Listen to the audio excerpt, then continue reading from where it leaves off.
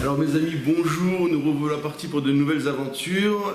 On se retrouve donc aujourd'hui après Kippour, avant les fêtes de Sukkot, avant Shabbat. Nous sommes aujourd'hui le vendredi qui précède, le Shabbat qui précédera donc Sukkot.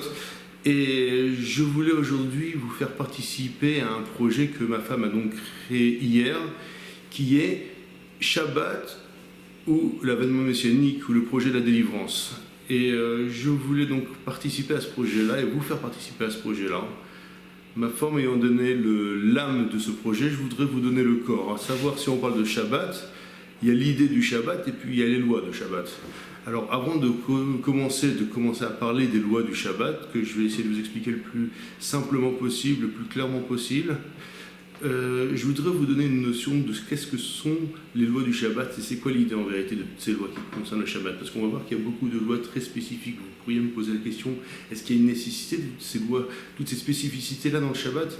Alors pour essayer de vous faire comprendre un peu l'idée, on va donner une image. L'image, ça serait par exemple qu'une personne qui voudrait aller d'un endroit à l'autre et ira en vélo.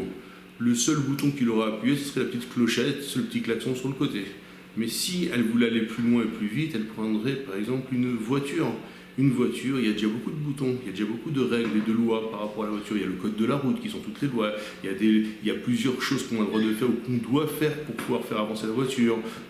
L'embrayage, le frein, l'accélérateur, toutes les clignotants. Donc on voit qu'il y a déjà, plus on va aller loin et plus on est obligé d'avoir des lois spécifiques. Si maintenant une personne elle veut voyager beaucoup plus loin et plus rapidement, elle va prendre un avion, vous avez qu'à voir le cockpit d'un avion, c'est déjà plein de boutons, plein de règles, plein de lois, on doit apprendre. C'est quelque chose de très compliqué, entre guillemets, mais ce qui est nécessaire pour pouvoir faire décoller cet avion-là.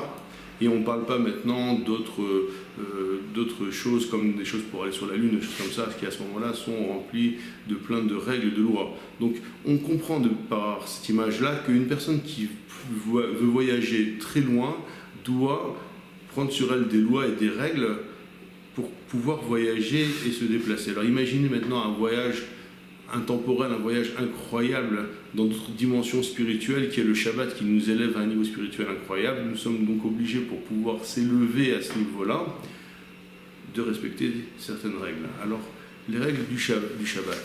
Je voudrais commencer aujourd'hui à vous parler de règles qui concernent les lois qui commencent le Shabbat, qui commencent avant Shabbat et qui finissent pendant Shabbat. Est-ce que j'ai le droit de faire une action avant Shabbat qui va avoir comme conséquence une fin qui va être dans le Shabbat? Alors, je vais vous donner des exemples. Par exemple, j'ai un jardin et j'ai un arrosage automatique. Alors, il me sera permis avant Shabbat d'ouvrir le robinet de l'arrosage automatique pour qu'il arrose pendant Shabbat. Parce que dans la mesure où moi je ne vais pas faire d'action pendant Shabbat, je l'ai commencé avant Shabbat et l'action va se faire d'elle-même, alors ce sera une chose autorisée. Ce qu'on n'a pas le droit, c'est de faire une action, mais l'action qui se fait d'elle-même sera autorisée. Ou par exemple, d'avoir mis une minuterie sur l'arrosage automatique. Avant Shabbat, je règle une minuterie sur l'arrosage automatique et ça va se mettre en marche pendant Shabbat, mais tout seul. Ça, j'aurai le droit.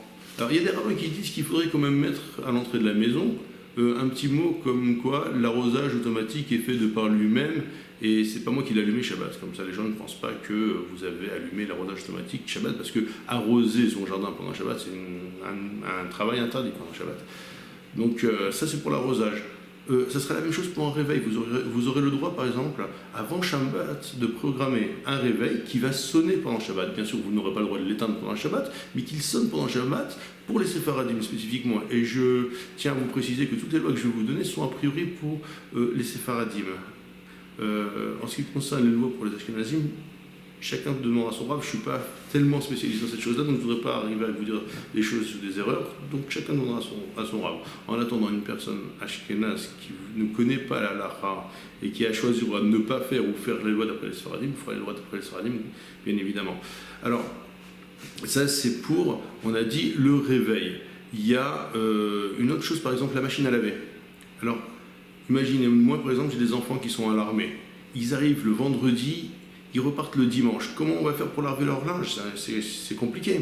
Alors on aura le droit de prendre le linge sale, de le mettre dans la machine à laver avant Shabbat et qui se lave pendant Shabbat de par lui-même.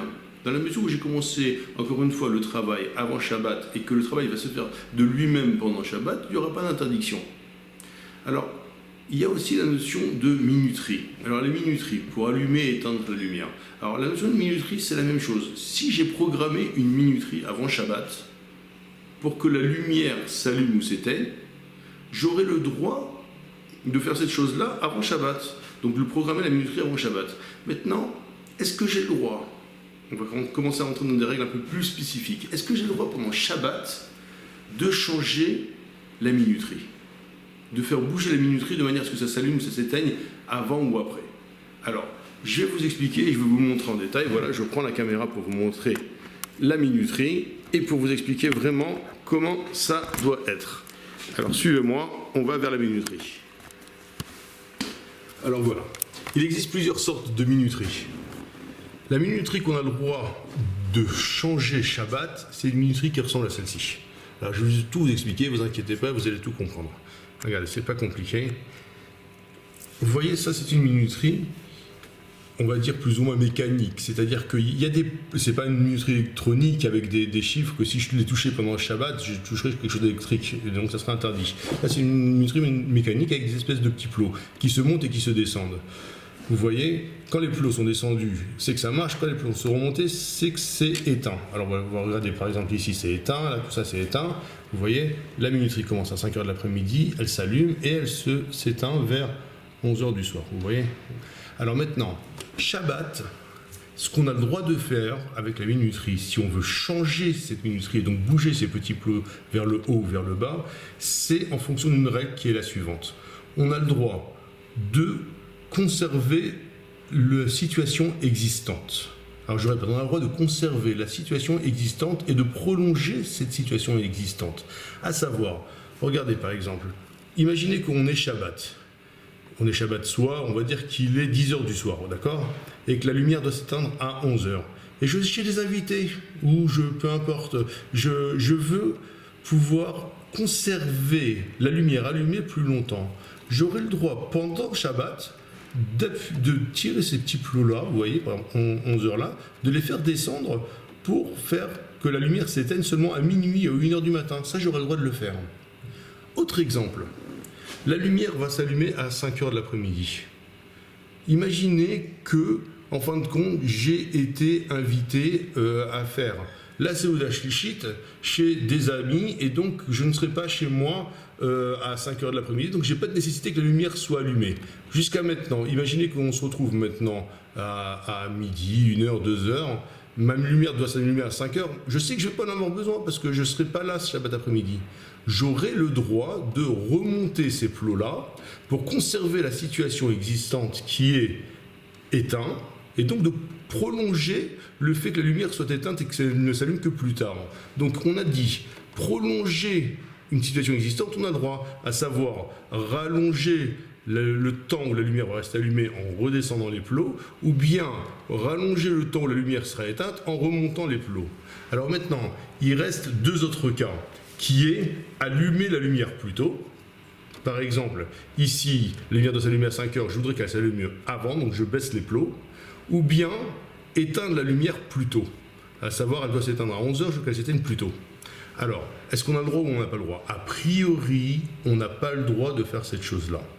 Sauf dans le cas, par exemple, d'une personne qui serait malade, et donc il faut spécifier qu'est-ce qu'on appelle malade, ça on pourra peut-être le voir dans un autre cours, ou bien vous demanderez à votre rave.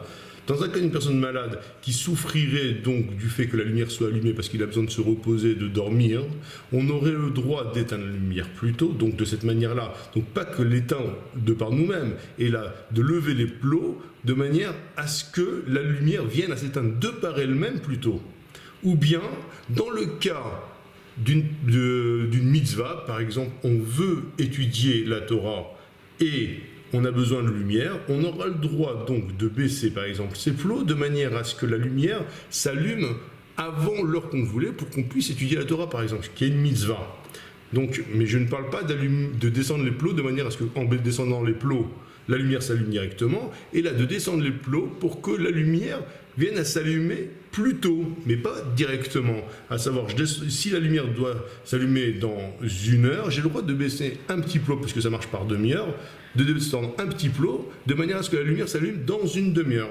Donc j'espère que vous avez bien compris ça à la halachot en ce qui concerne la minuterie, et j'espère vous revoir donc peut-être la semaine prochaine pour des lois de Shabbat, ou bien même avant pour peut-être parler donc des lois de Sukkot. En attendant, je vous souhaite un très bon Shabbat et j'espère que vous participerez avec moi à ce projet de la délivrance. Shabbat Shalom, Umevorar Be'atzlacha.